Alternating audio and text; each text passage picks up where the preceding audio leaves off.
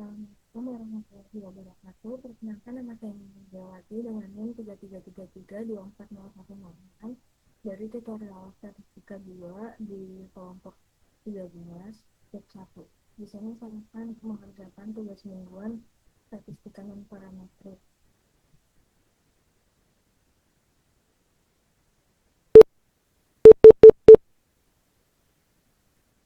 Di sini ada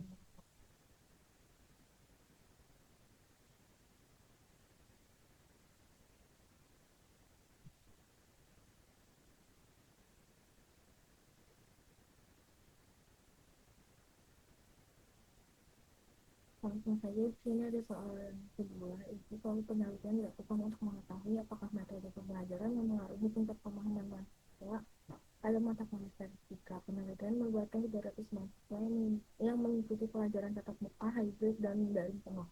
Tingkat pemahaman mahasiswa diklasifikasikan menjadi 3 kategori, yaitu tinggi, sedang, dan rendah. Hasil pengamatan disajikan pada tabel berikut. Berdasarkan nilai tersebut, lakukan uji pada tingkat kepercayaan 95% untuk mengetahui apakah terdapat perbedaan proporsi tingkat pemahaman mahasiswa berdasarkan metode pembelajaran yang digunakan. Metode pembelajaran itu tadi ada 3, tatap muka, hybrid, dan daring. Kemudian yang pertama di sini saya akan mengerjakan menggunakan software RStudio.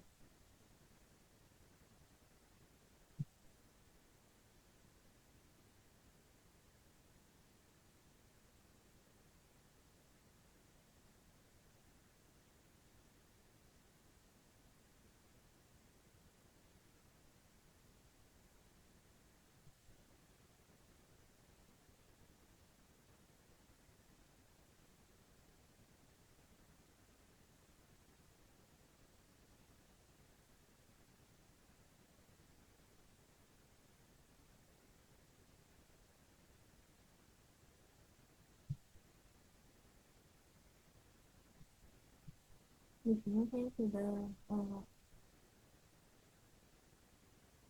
mengikut sintaksnya. Untuk soal yang kedua itu menggunakan uji. Nah,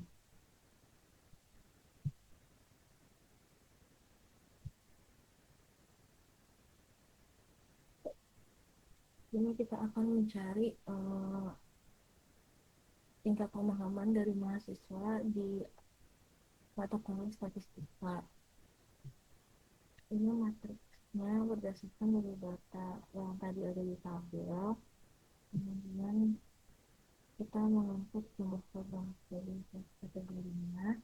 Lalu ini enrollnya itu 3 karena terdapat 3 matriks, yaitu tatap muka, hybrid, dan daring penuh. Kemudian kita akan running saja langsung untuk menentukan matriksnya.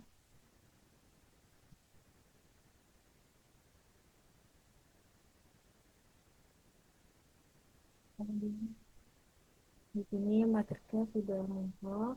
Kemudian kita akan melakukan uji square dan menempelkan hasil uji square.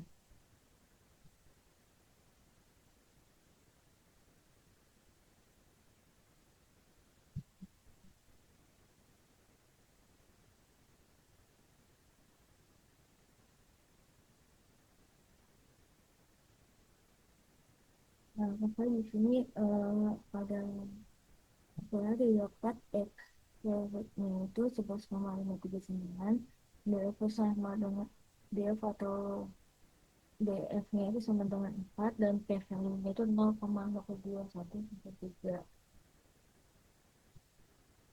Karena hasilnya itu 0,02113, maka P value-nya itu kurang dari 0,05, maka H0-nya itu ditolak. Kemudian selanjutnya kita akan membandingkan dengan menggunakan software RStudio. Maksudnya Minitab.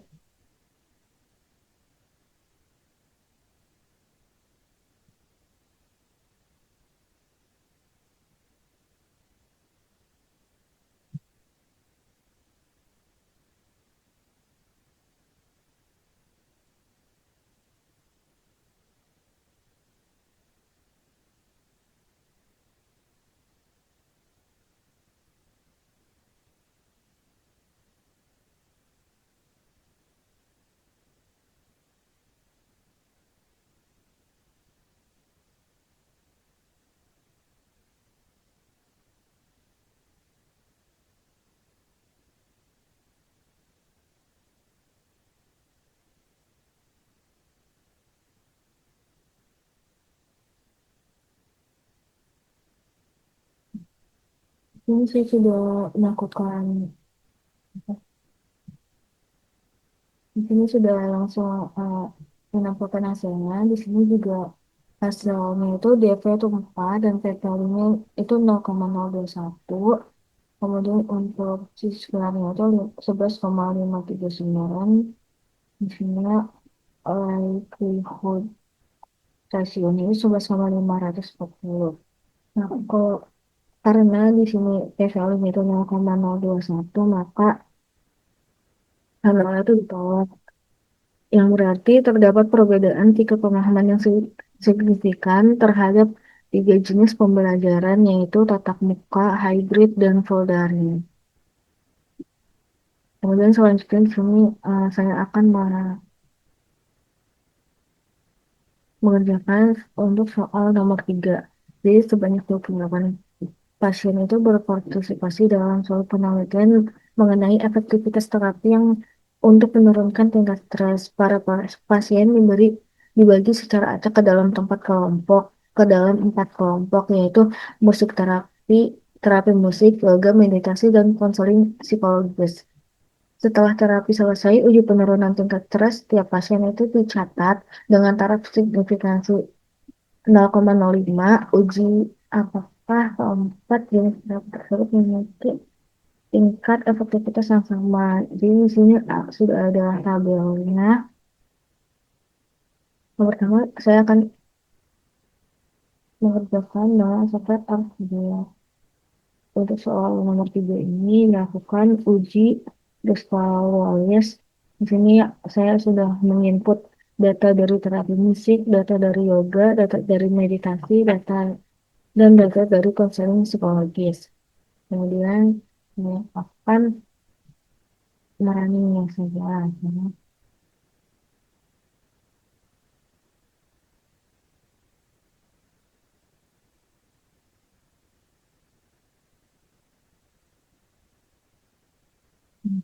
Di sini didapat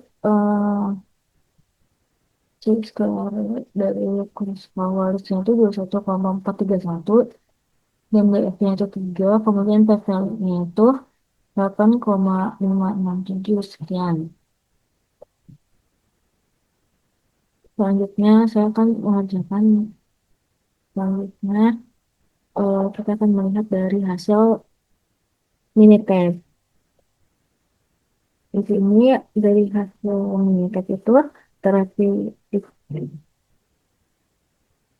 terapi psikisnya itu kan tadi ada 4. Yang pertama tuh terapi musik, kemudian yoga, yang ketiga itu meditasi, dan yang keempat itu konseling psikis. Kemudian di sini terdapat N-nya 7, mediannya itu 6, 3, 6, 13, 10, dan 10. Kemudian ranknya itu me- mean rank itu 41 untuk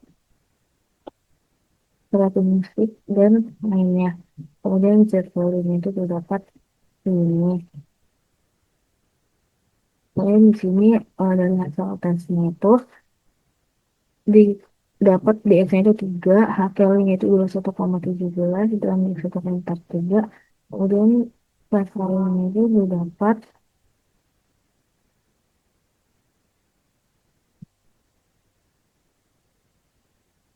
0,000972,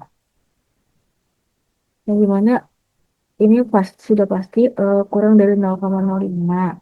Maka H0 itu ditolak, yang artinya terdapat perbedaan efektivitas pada minimal jenis variety yang diuji.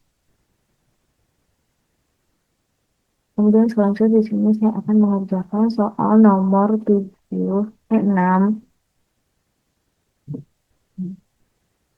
Soal nomor 6.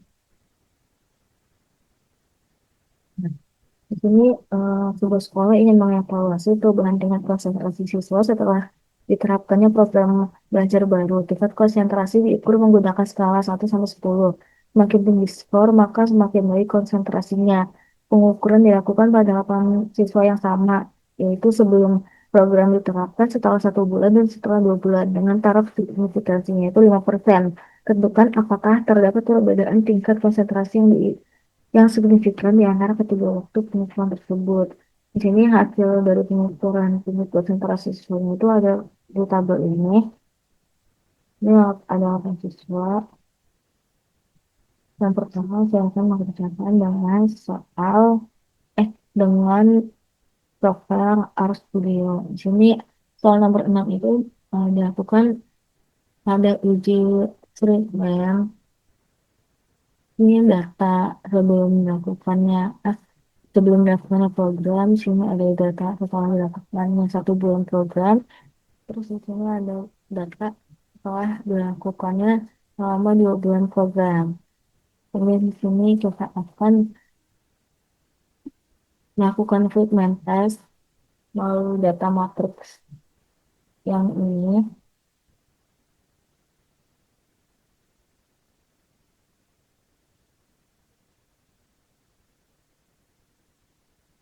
Nah, di sini didapat hasil siswa fragmentnya itu sama dengan 16, kemudian dievaluasi 2 dan p-value-nya itu 0,000335.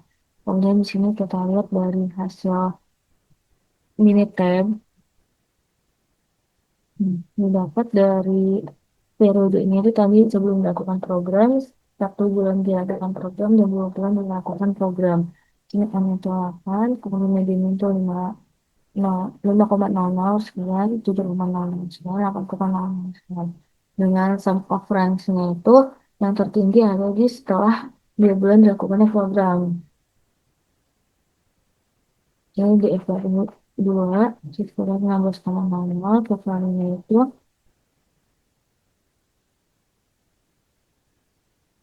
0,003356, sama kayak sebelumnya. Jadi karena value-nya ini lebih kecil dari 0,05, maka hanya nanti ditolak. Artinya terdapat perbedaan tingkat konsentrasi siswa yang signifikan antara sebelum program hingga 2 bulan setelah program. Kemudian selanjutnya di sini saya akan mengerjakan soal nomor 7. Jadi, sebuah rumah sakit ingin mengetahui apakah jenis layanan kesehatan memengaruhi tingkat kepuasan pasien. Penelitian dilakukan terhadap 15 pasien yang diminta memberikan penilaian kepuasan pada skala 1 sampai 50 dengan taraf signifikansinya itu 5%. Maka lakukan pengujian untuk mengetahui apakah terdapat perbedaan yang signifikan pada tingkat kepuasan pasien berdasarkan jenis layanan kesehatan yang diterima. Di sini ada data hasil survei kepuasan pasiennya. Ini pasiennya itu ada yang berdasarkan rawat jalan, rawat inap, dan juga IGD. Pertama, di sini soal dengan software RStudio. Ini yang menggunakan uji mood Nabian test. Di sini saya pertama akan dilakukan input data dan membuat data frame berdasarkan data yang tadi. Kemudian di sini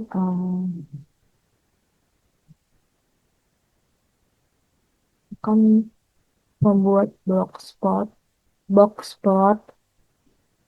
dengan menyentuh box spot kepuasan berdasarkan jenis layanan dengan X-Lab jenis layanan yang yaitu skor kepuasan.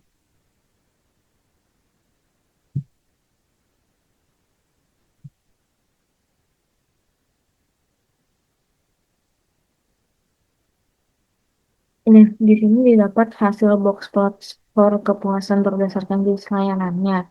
Jadi untuk IGD itu apa skor kepuasannya itu yang paling rendah, sedangkan untuk skor kepuasan yang tertinggi itu ada di layanan rawat jalan dan rawat inap berada di antara berada di tengah-tengah. Jadi yang paling merasa puas dengan layanan yang ada di rumah sakit tersebut adalah yang merasakan rawat jalan.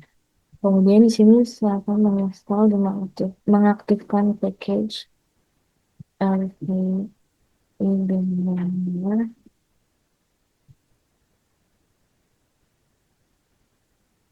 tunggu sampai proses selesai.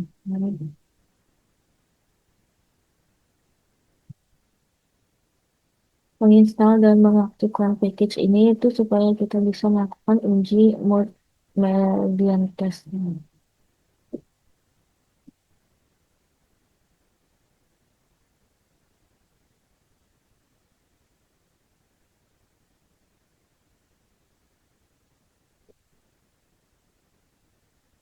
Selanjutnya di sini kita akan menguji mood median testnya berdasarkan skor dan sistem.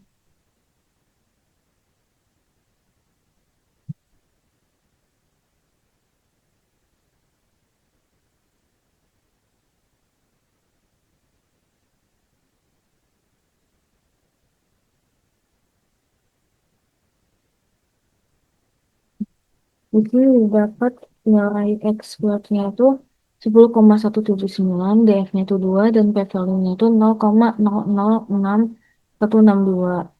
Di sini P-value-nya berarti kurang dari 0,05, maka hasilnya itu ditolak. Kemudian di sini saya akan mengerjakan ini.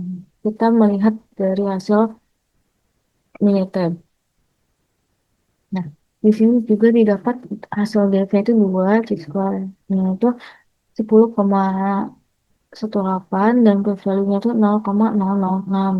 Yang mana tadi itu kurang dari 0,05, maka H0 itu ditolak. Maka dapat disimpulkan yaitu terdapat perbedaan median tingkat kepuasan pasien yang signifikan berdasarkan jenis layanan kesehatan yang diterima. Layanan rawat jalan yang memiliki tingkat kepuasan tertinggi, sedangkan IGD yang memiliki tingkat kepuasan yang terendah. Jadi, segi- begitu saja yang dapat saya sampaikan. Kurang lebihnya mohon maaf. Wassalamualaikum warahmatullahi wabarakatuh.